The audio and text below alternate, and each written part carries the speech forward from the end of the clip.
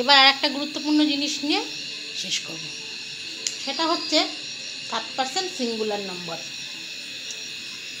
আমাদের গ্রামারে যেমন 3% সিঙ্গুলার নম্বর ছাড়া বাক্যটি সম্পূর্ণ হয় না, সেরম সমাজে এখন দেখছি এখন গ্রামার যতটা না প্রযোজ্য, তার থেকে মানুষের জীবনে 3% না আসলে জীবন সম্পূর্ণ হয় না।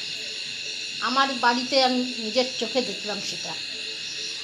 আগে ইংরাজি গ্রামার করাতো, অনেককেই শিখিয়েছে, তখন বুঝিনি তাদের যে শেখাচ্ছে 3% সিঙ্গুলার নম্বর S/S যুক্ত হবেই, নালেই পিটাবো না যুক্ত করলে, এই কথাটা কেন বলতো। এখন হ্যাঁ এটা বুঝছি, এটা ছাড়া তো সম্পূর্ণই নয় জীবন, তারা তো মারবেই, ছাত্রছাত্রীরা শিখতে পারবে না তো যে এর কী মূল্য। তাই এখন দেখাচ্ছে যে 3% দেখো কী মূল্য। কিন্তু এইটা তার ছেলেরা কেউ বোঝে না। 3% সিঙ্গুলার নম্বর না, এখন রক্তের জোর আছে, এখন বয়স কম আছে, সেই 3% সিঙ্গুলার নম্বরের সঙ্গে তুমি প্রেম প্রীত করতে পারছো। পরে যখন বয়সটা হবে তখন কিন্তু 1% তোমার যুক্ত হবে। তখন কিন্তু হাজার মাথা খুললেও সেই 1% অনুভূতি তুমি পাবা না। হ্যাঁ, এখনও বলছি শুধরাও, যারা যারা 3% জীবন সম্পূর্ণ করতে এগোচ্ছ, এখনও বলছি শুধরাও। যতই 3% করো না কেন, 1% ছাড়া গতি নেই। ঠিক আছে? বাড়িতে যেখানেই থাকুক না কেন, কথা যতই যাই করুক না কেন, 3% নাও না কেন, সে 1%টাই কিন্তু রান্না করে দেবে, 1%টাই কিন্তু রান্না তোমাকে দেবে এবং যত্ন করবে। সেই কিন্তু হাউ হাউ করবে, সেই কিন্তু ঠাকুরের কাছে প্রার্থনা করবে যে আমার সঙ্গীটাকে, আমার স্বামীটাকে তুমি সুস্থ রাখো, আমারে তুমি অসুস্থ করো, কিন্তু আমার স্বামীটা যেন সুস্থ থাকে। সেই কিন্তু বলবে। তারা মাত্র ক্ষণিকের মাত্র আসবে, 5 ঘন্টা হোক 7 ঘন্টা হোক পড়ালা, ফোন করলো, দাদা ওকে ছেড়ে দেন, দাদা কেমন পড়া দিচ্ছে, এইটুকুনি বলবে। বা এই যে কালকে এলেন, এসে বললেন মেয়েকে পাঠাবো, পড়াবেন, আমরা একটু ঘুরে আসি, মানে সে আমরা একটু ফষ্টি করবো, আপনি একটু মেয়েকে পড়ান।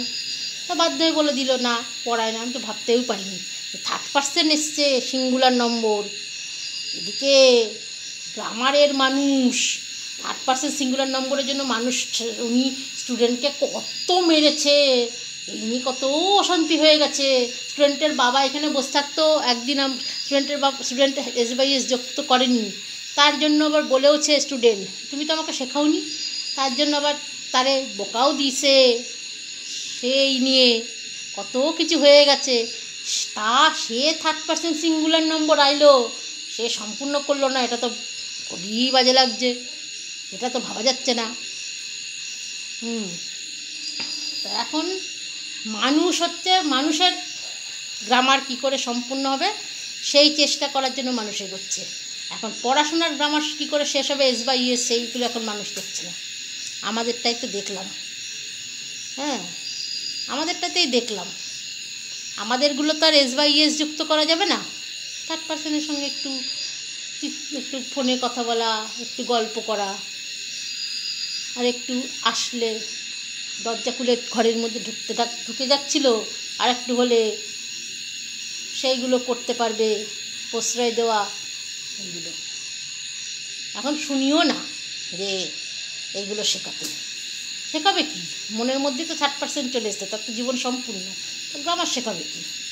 গ্রামার শেখালে তো সেই 3%গুলো যদি আবার সম্পূর্ণ না হয়, তাদের শেখাবে না, মারছেও না, তাদের যা পাচ্ছে তাই লিখছে। তো তার তো সম্পূর্ণ হয়ে গেছে জীবন, তার তো 3% জীবনে চলে এসছে। এখন আর গ্রামার শিখেই সে কী হবে? এর জন্য তো গ্রামারের স্টুডেন্ট জানে কখন 3% সিঙ্গুলার নম্বর দিলে জীবন সম্পূর্ণ করতে পারবো, কখন 1%কে একটু আঘাত দিয়ে কথা কইতে পারবো। 1%কে আঘাত দেওয়ার একটাই রাস্তা হচ্ছে 3% সিঙ্গুলার নম্বর S/S, বা স্টুডেন্টের গার্জেন হোক, সুন্দরী মহিলা হোক, আসলে দাদা করে একটুখানি গলে পড়লেই আমি একটু তার সঙ্গে একটু জড়াজড়ি করবো। এই হচ্ছে 3% সিঙ্গুলার নম্বরের কেস। তা ওর জীবনে যখন চলে এসছে 1% আর কি, 1% এখন শত্রু। এই শত্রুই পরে মিত্র হবে। তাই বন্ধুরা, এই ভুল করবেন না।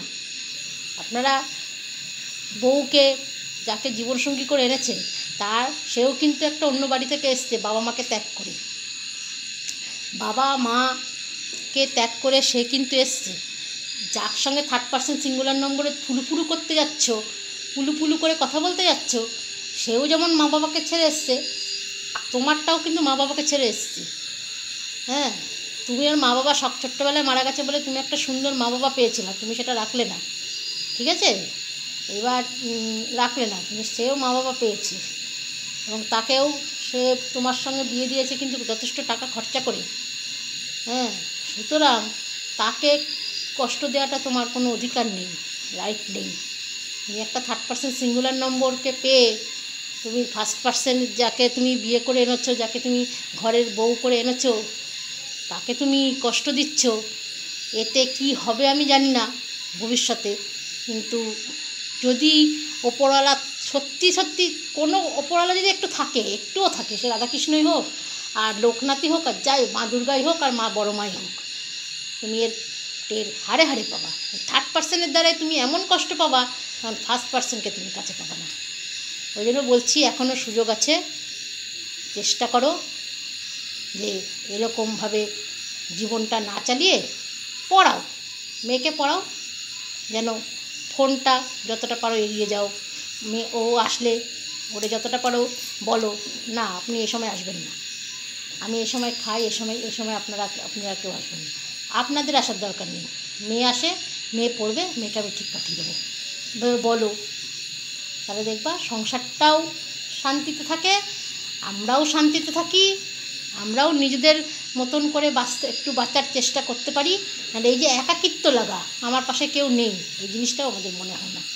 থার্ড পার্সন বাদ দিয়ে নিজেকে নিজে একটু সংশোধন করো, তাহলে পুরুষ মানুষ, তাহলে তোমরা একটু পুরুষ মানুষের মতন মর্যাদা পাবে। নালে কিন্তু কাপুরুষ হয়েই জীবনে বেঁচে থাকতে হবে। তখন যেন শুনতে না হয় যে কই ওই বউ তো আমার বউ তো দেখে না, আমি কী করবো, আমার তো একজনের সঙ্গে কী আছে, এটা যেন শুনতে না হয় যে আমার বউ দেখে না। আমার বউ দেখার জন্য যথেষ্ট চেষ্টা করেছেও, তোমার বউটা বাধ্য হয়েছে বাইরে বেরোতে, নাহলে তো একদিন তার বাইরে বেরোয়নি, একদিন তার বাইরে বেরিয়ে এত করেনি, এখন বাইরে বেরিয়েছে, চেষ্টা করেছে। তবুও বউদের আমাদের বাইরে বেরোলেও তোমাদের প্রতি টান এখনও আছে, যদি এই টানটা রাখতে পারো, সংশোধন হও, এটাই সবার কাছে আবদার। থার্ড পার্সন নিয়ে কিচ্ছু হবে না, থার্ড পার্সন দেখবে না, সে ফার্স্ট পার্সনটাই দেখবে। থার্ড পার্সন সিঙ্গুলার নম্বরকে, তৃতীয় ব্যক্তিকে ঘরে মনের মধ্যে ঠাঁই না দিয়ে প্রথম সঙ্গীটাকেই ঠাঁই দাও, একবার জীবনে উন্নতি হবে, তার দ্বারাই তোমার কাজে উন্নতি হচ্ছে। তাকে যদি কাঁদাও, তার যদি চোখের জল দিয়ে বাইরে বেরো, কোনো দিন কোনো উন্নতি হবে না কাজের। এই যে ফেব্রুয়ারি মাসেও তুমি 3টে পলিসি দিয়েছো, আমার স্বামীর কথা বলছি, আমার স্বামী LIC এজেন্ট, এখন তুমি একটা পলিসিও পাচ্ছ না, কেন পাচ্ছ না?